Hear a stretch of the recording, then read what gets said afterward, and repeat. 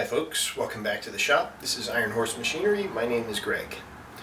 So today I'm going to follow up on the video that we did on strength of materials and talk about some of the implications of that and some of the other things that we can learn from the stress-strain relationship or the load deformation relationship that we talked about, and we did the little experiment to illustrate that. So just as a reminder, this is the stress-strain curve or the load deformation curve. In the kind of tensile material test that I talked about, it's really a load deformation curve. We often talk about it as if it's a stress-strain curve. It's not exactly a stress-strain curve, but we use this as kind of the engineering stress-strain curve. The real stress-strain curve is slightly differently shaped than that, but for reasons that I won't get into, but it doesn't really matter for the purposes of engineering design. So we have stress versus strain, or load versus deformation. We have this elastic part of that curve, which is a straight line. The slope of that straight line is called the modulus of elasticity, or Young's modulus. And that is a measure of how stiff or flexible something is. If it has a high modulus of elasticity, it's very stiff and resists stretching or compression or shear, whereas a low modulus of elasticity means that it's more flexible and will deform more easily. So you can think of a piece of tool steel as having a very high modulus of elasticity, a piece of rubber as having a very low modulus of elasticity. It's comparable to the concept of a spring constant. A very high spring constant means that the spring is very stiff. A low spring constant means that the spring is very stretchy. I put the numbers down here. I'll get back to that later. It's usually not something we have to think about or worry about in the shop or even in typical design applications, although there are instances where it is important. Now the strength we talked about, the yield strength, is where that stress-strain curve bends over and we get out of the elastic range and into the plastic deformation range, which is where we have deformed the material enough that deformation part of it becomes permanent. It doesn't all spring back. So if I pull on that rod, it gets a little longer. If I let go, it springs back if we're in the elastic range. If I pull it too far and we get out here, then some of that stretch is built in and the piece just will permanently be longer than it was. And then if we go out far and far enough, ultimately it breaks. Now where it makes that transition is what we call the yield strength, because normally when we're designing something, it's almost always down here in the elastic range. So we would like to know how far that goes. How far can we pull or push or otherwise deform a part before it gets into that plastic permanent deformation area, and that value is what we call the yield strength.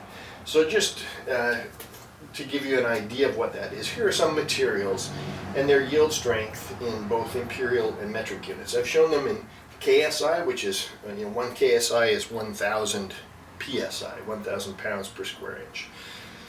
So typical structural steel has ranges in the 35 to 50 KSA, or 35 to 50,000 pounds per square inch, or in megapascals, that's 250 to 350. In the machine shop, we're used to dealing with mild steel. The AISI standard 1018 is a mild steel that's very common. That has a strength of typically 54 or so KSI, or 370 megapascals. Another steel that you'll often come across in a machine shop setting is 4140. That's a higher carbon steel. Not a high carbon steel, but a kind of medium carbon steel. And that has a large range of strength from 60 to 175 KSI, or 415 to 1200 megapascals. And that range is because that 4140 has enough carbon that it can be heat treated and its properties can change as you heat it and then quench it. So at the low end is the fully annealed 4140. At the high end is a hardened version of 4140, and there's a range in between depending on the extent to which it's been annealed. Here's a tool steel, 01 tool steel, which is an oil quenching tool steel. It has a similar kind of annealed strength to 4140, but it can get even higher maximum strength when it's hardened, up to 300 KSI and up to 2,000 megapascals. By comparison, here's a couple aluminums. 6061, which is a kind of typical structural aluminum, is about 40 KSI or 275 megapascals. So about, a little bit less strong than a typical mild steel. And 7075, which is a aircraft grade aluminum, that's quite a bit stronger, 73 KSI or 500 megapascals, which is getting up into the range of what you can get with these higher carbon steels. So that's just to give you an overview of that, and in the next couple of videos I'm going to talk more about the implications or other aspects of the yield curve or the stress-strain relationship and what they tell us about materials and what those other things mean in terms of attributes for design. So here's that stress-strain relationship again that we talked about before. Stress plotted on this axis, strain on this axis. And I've already talked about the yield curve or the stress-strain relationship for mild steel. That's what I've reproduced here in blue. And we have this elastic range, and then where it transitions to plastic, we have the yield strength of the material, which is the stress at which the material starts to deform plastically. That's for mild steel. Now for other kinds of materials, they can behave differently. So for example, a high carbon or alloy steel typically has a curve that looks like this. It goes up and doesn't really have a sharp transition from elastic to plastic behavior, so we can't easily define it like we can in mild steel. And so typically what's done is to define that yield strength as the strength at 0.2% strain. So we go over 0.2%, follow this dashed line up, which is parallel to the elastic line. Remember, we talked about before, if I was to load this piece of steel up in a tensile test and get up to here, it's deformed plastically. If I take the load off, it comes back down on this dashed line, which is parallel to the elastic line, but leaves a percentage of irrecoverable strain in there. So we go to the 0.2% level and we determine practical kind of yield strength as being the strength reached at 0.2% deformation or 0.2% strain.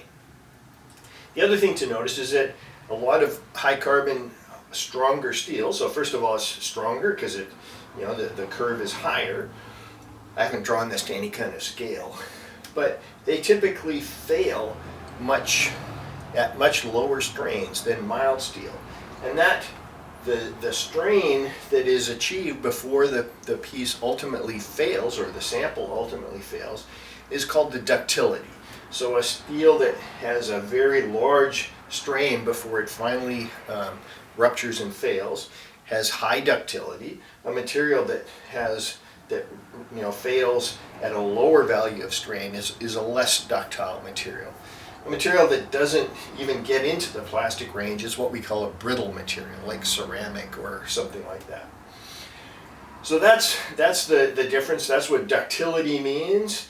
Ductility is being able to get further and further out here, and things like structural steel or automotive applications, you want that. You want the part or the structure to be able to deform a lot and absorb a lot of energy and not come apart. You could imagine the extreme other example. If you built a car out of a very brittle material like glass, as soon as you bumped into something, the whole thing would shatter. That would not be a very safe vehicle. What you want is something that's got high ductility, so when you get into an accident or run into something, the vehicle will deform a lot, absorb a lot of energy, and not fail catastrophically in terms of coming apart. The other term that you come across, or a couple other terms, are hardness and toughness. Now, hardness is not so much a material property as a surface property, and it is really the ability of a material to resist indentation or scratching. So if you imagine a piece of material and you poke on it with a sharp thing, a sharp point, the ability to resist leaving a little pockmark in there is hardness. And doesn't necessarily mean that the whole material has the same hardness. It can just have surface hardness. For example, steels that are case hardened, for example, just have a thin layer on the outside that's hard, and the inside is tougher and more ductile. And that's often a good combination. You get the kind of the best of both worlds. You get the wear resistance and ability to resist scraping and scratching and so on of a hard shell, but the ductility of a milder, softer inner core. So that's hardness, and there's specific tests for measuring hardness. Toughness is another word that you will hear, and that's a kind of combination of stress and strain. And it's really defined as the area under this curve out to the point where it breaks. So, if I was to shade in the area under this blue curve, it would be this whole area here. That would be a measure of the toughness of that mild steel. The area under this red curve, which in this case is smaller, is the toughness of that high carbon steel, which in this case is lower. And this could be way over here and would have very little toughness. It could be a very brittle steel. The kind of tool steels that we use in machines, like high-speed steel for tool bits, actually has it's very strong, it's very hard, but it's not very tough. It will break without very much deformation, versus a mild steel, which can stretch quite a bit before it breaks. So toughness is a combination of those. So you could have a very strong material that doesn't go this far out into strain, but it's still quite tough just because it's so strong. Or you can have a material that doesn't tolerate much plastic deformation before it breaks, in which case it could be very strong but not very tough. So I hope that helps with those definitions. Well, the last thing I want to say about steels is, I've talked in the last little segment on the differences in behavior between mild steel and tool steel or higher carbon steel, alloy steels, those kinds of things.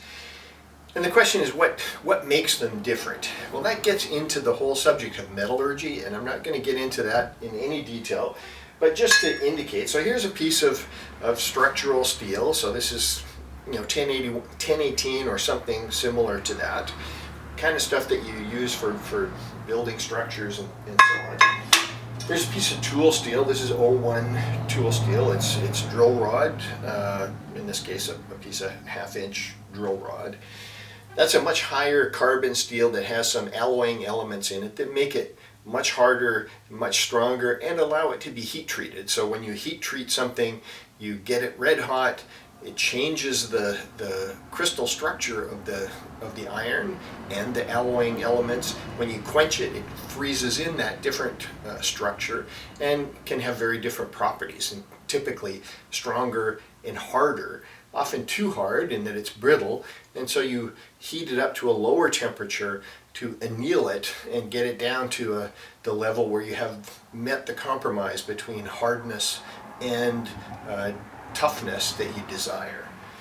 And then cast iron. So the table on my little surface grinder here is a cast part, a piece of cast iron, probably gray cast iron or something like that. That's just iron that is melted and poured into a mold and let to cool. And it has quite different properties than steel because of the structure, the crystal structure that it has when it's formed.